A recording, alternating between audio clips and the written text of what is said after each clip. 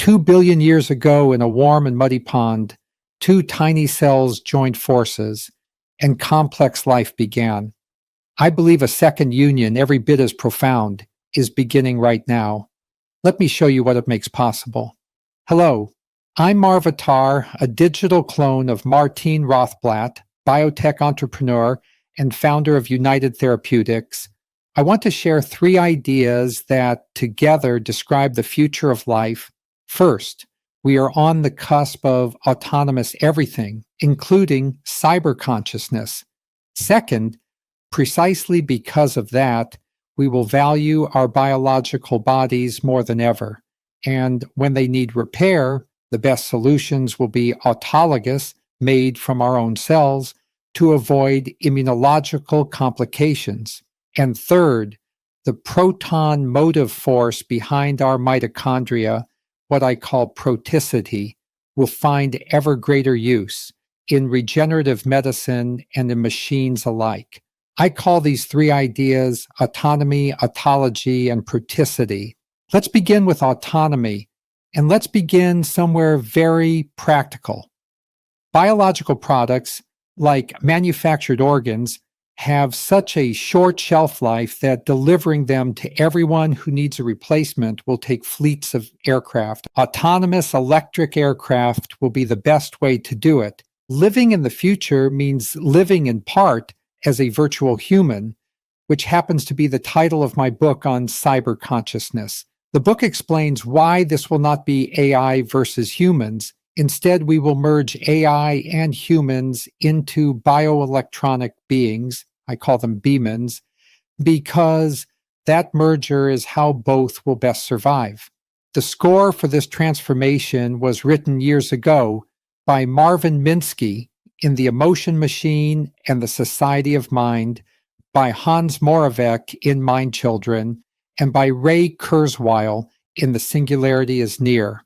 All of them agreed on a single idea, that software would come to write non-deterministic neural networks that think the way we do.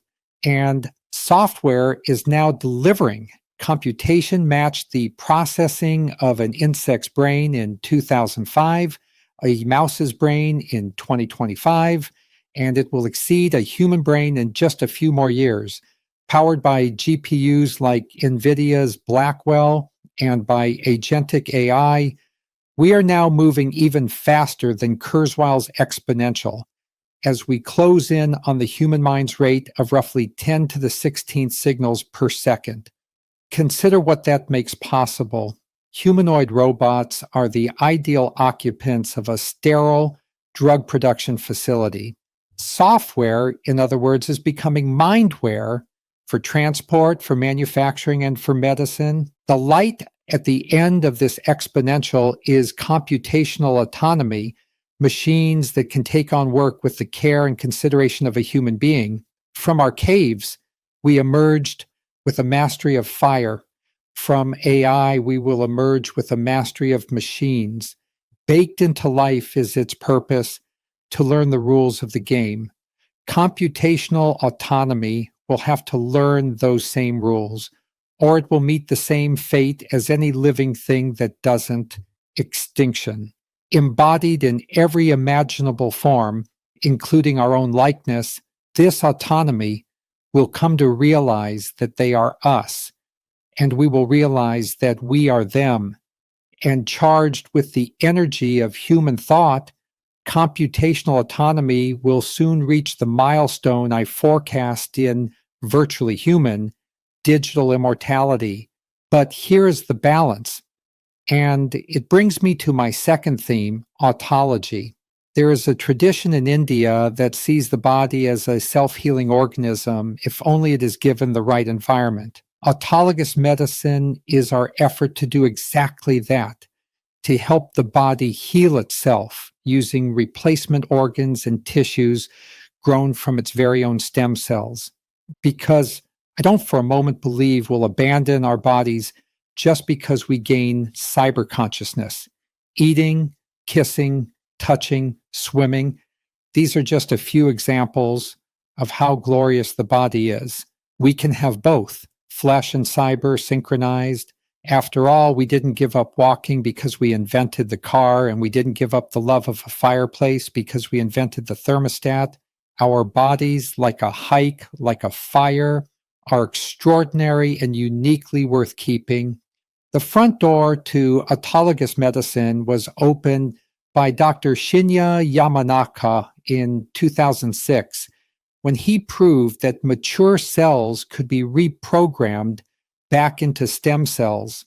That single discovery is what lets a company like ours create billions of induced pluripotent stem cells from a simple patient blood draw, and then differentiate them into hundreds of billions of organ-specific cells ready to build an organ the body will recognize as its own. To give those cells their shape, we draw on entire libraries of 3D printing files, which let us print organ scaffolds that provide the anatomical form.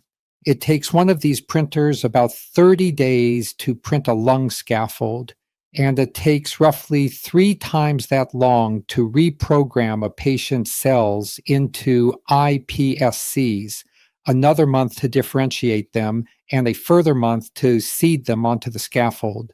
The spectrum of our work is wide. At our Miromatrix lab in Minnesota, we can manufacture dozens of livers from a single donated human liver.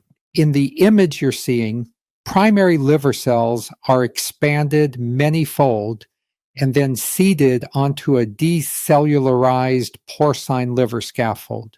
Last year, we completed our first clinical trial across 5 patients, each of whom arrived in total liver failure.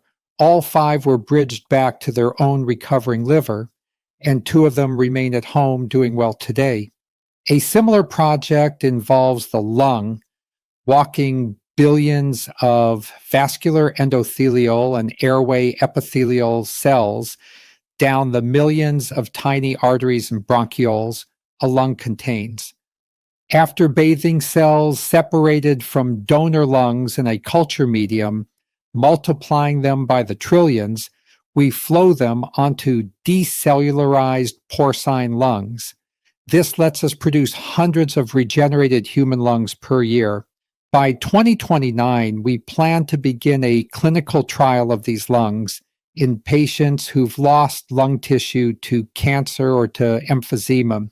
Now, let me take you on a 30,000-foot view of the entire autologous organ manufacturing process using the kidney equivalents we build at our IVIVA lab in Medford, Massachusetts as our example. It all begins with the blood. From a patient's blood draw, we find the cells we want to reprogram, either peripheral blood mononuclear cells or with apheresis, CD34 positive hematopoietic stem cells. Then we show these cells a little hospitality. They receive the Yamanaka factors delivered by a Sendai virus.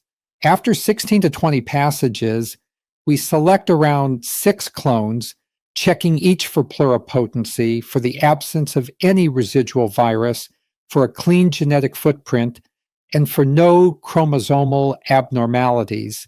They're then kept frozen until needed as a patient-specific bank of hundreds of millions of iPSCs. Our hospitality is good enough that from a single blood draw, a patient can come back for new autologous organs for decades to come.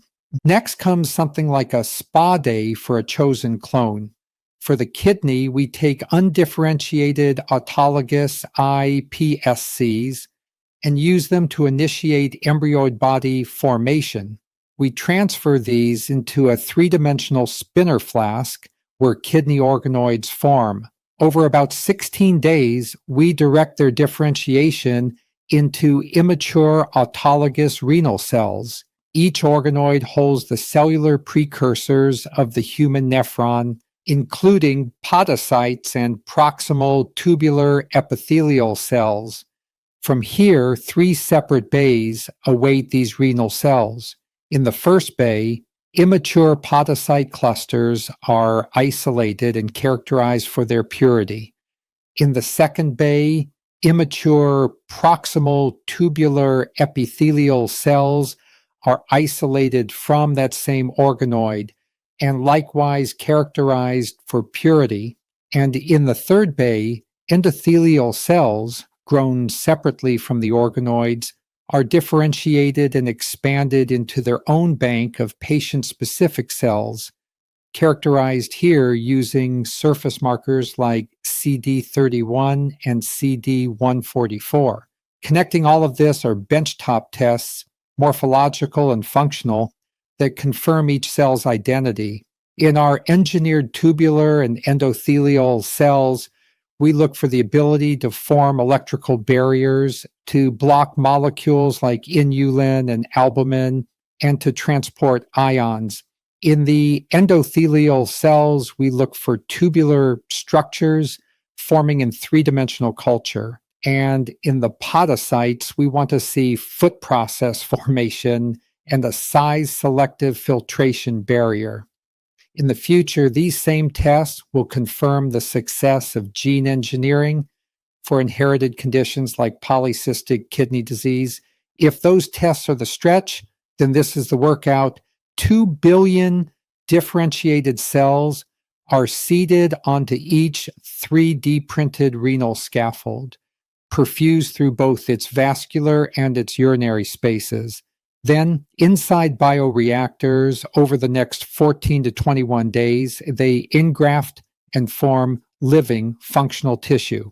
Like stars fixed in an astronomer's crosshairs, we keep these cells under constant watch, monitoring around the clock a whole spectrum of signals from the forming tissue, alert to any change in its viability or its metabolism. Let me take you on a quick elevator ride through the finished kidney, 30 layers in all. Each layer holds 50 artificial nephrons, each 500 microns across, over an area of 11 square centimeters. Each layer handles 8 milliliters of blood per minute and clears about 1 cubic centimeter of creatinine. The layers are built around a biomimetic basement membrane. On the filtration side, it's lined with engineered endothelial and podocyte cells, just like a glomerulus. On the reabsorption side, with endothelial and tubular cells, just like the loop of Henle.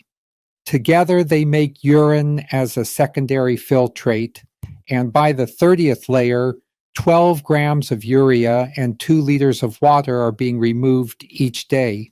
Here is the whole road trip on a single timeline. It results in a lab-made kidney about the size of a natural one with roughly a quarter of its output, but twice the output of dialysis. Now, 5 months might sound like a long time to wait for a kidney, but the average wait on the kidney list runs 3 to 5 years, and most patients on dialysis die before an organ ever comes. Our 5 months is far shorter, far surer, and it requires no immunosuppression at all because the kidney is built from the patient's own cells. I like to picture all of this as a kind of hydroponic garden of organs. We call that vision our Anlaga, a hybrid of biology and engineering. First, you choose your seeds. Those are our iPSCs. Then you sprout them. Those are our differentiated cells. Then you nurture the seedlings. That's our tissue engineering on the scaffold. And finally, just as roots transform the soil around them, our transplanted organs integrate into the body's own biochemistry. Cells are complex in their way as human psychology.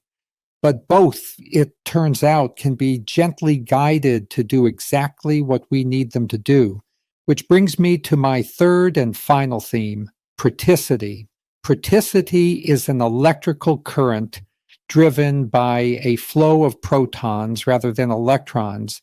When you use hydrogen as your battery, the only waste product is steam, pure water. Electrons separate from protons at the anode and recombine with oxygen and hydrogen at the cathode. Physicists call this the quantum physical proton motive force, and it is the very same force our mitochondria use to power every one of our cells. So as we manufacture human replacement parts over the coming decades, supplemental mitochondria may one day be needed, an energy-boosting fertilizer for our new organs. The utility rooms of our cells are these mitochondria. 50 years ago, Dr. Peter Mitchell discovered how they make ATP through a membrane-based chemiosmotic mechanism. And that discovery brought to life an earlier idea of Erwin Schrödinger's, that life is the thing which uniquely resists entropy by streaming order onto itself according to a well-structured code. Today, we know that code is DNA and that the streamed order comes from the hydrogen atoms held within low-entropy water. The fire in our bellies, quite literally, comes from Schrödinger's wave equation. It describes how protons can tunnel through energy barriers, quantum leaping past them, to power life with roughly 10 times the ATP of other biochemical processes. In fact, Nick Lane has argued that eukaryotic life, all those trillions of cells we've been talking about, exists at all only because of the extra energy that proticity provides. And the technological cousins of our mitochondria, hydrogen fuel cells, are now appearing at homes and factories as green backup power. They use that same proton motive force to move electrons without burning any fuel or draining any battery. By weight, hydrogen carries about 3 times the energy of petroleum, some 120 megajoules per kilogram versus 40, and far, far more than any battery. There's a catch, of course. To replace petroleum at scale, you'd need tanks the size of an outdoor amphitheater, because even as a compressed liquid, hydrogen holds very little energy by volume, about 8 megajoules per liter against petroleum's 32. That's why I'm convinced the future of proticity lies in solid-state hydrogen pellets, like the one shown here, an energy-dense fuel that will be ideal for autonomous machines and for humanoid robots. Even the wind reveals the power of hydrogen, for it's the sun's heating of the earth that stirs our winds in the first place. And I find it wonderfully strange that the very same proticity which 2 billion years ago made complex life possible is now being used to turn the rotors of our helicopters and soon to fly autologous organs to the patients who need them. That little puff you see leaving the engine is nothing but water, spent after hydrogen's protons and electrons reunite with oxygen.